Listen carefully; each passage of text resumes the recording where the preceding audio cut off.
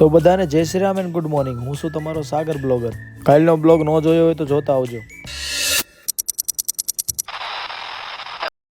તો મિત્રો છે ને, એક બે જણાની કોમેન્ટ હતી, એ કે તારે કેટલા વ્યૂઝ આવે. મેં કીધું વ્યૂઝ તો ઓછા આવે છે, પણ જે વ્યક્તિ ભેગું થાય ને એમ કહે છે બ્લોગર આવ્યો એમ, ત્યારે મને બહુ મજા આવે. તો મિત્રો ગાડી પડી છે મારા સસરાની વાડી, અને હું રવિ નીકળી ગયા સાયકલ લઈને ગામમાં. નાના હતા ત્યારે બહુ હાંકતા, હમણાંથી નથી હાંકતા. અને આ બિચારો એકલો હાંકી હાંકીને થાકી ગયો. મને કે હાલીને આવવું હોય થાય ને હું ઘેરે જાઉં છું. સાલા બાજુમાં બેહવા વાળા ખદડા નીકળ્યા, બાકી હામી નજરે થોડી થાય.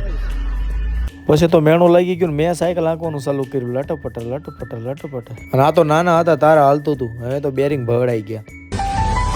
સમય બધાય નો આવે યાર, નો હોય ને તેથી કકરાવાના નો હોય. સાયકલ થી આટલી વસ્તુ ગામમાંથી ઓરીને આવ્યા. સાયકલ હાંકી હાંકીને લાંબા લહ થઈ ગયા. પછી મારા કાકાનો છોકરો ગાડી લઈને આવ્યો. આપ કહા થે જ્ઞાની બાબા? ઘરે આવ્યો તો છોકરા બધા ભમોટા રમ્યા કરતા હતા. અને આ બધું જોઈને મને મારા જૂના દિવસો યાદ આવી ગયા. અને તમે કોણ કોણ રમતા હતા એ બધા કમેન્ટમાં કહી દેજો. પછી તો મેં ઘડીક રમવાનું ચાલુ કર્યું, પહેલી જ વારમાં આટી ગયો. બહુ રમવાની મજા આવતી હતી. અને હું પહેલા કરતા થોડોક જાડો થઈ ગયો ને એવું લાગે. અમારી ગામની નદીનો કાંક વ્યૂ આવો છે. નાના નાના સબસ્ક્રાઈબર મારી વાય વાય રખડે છે.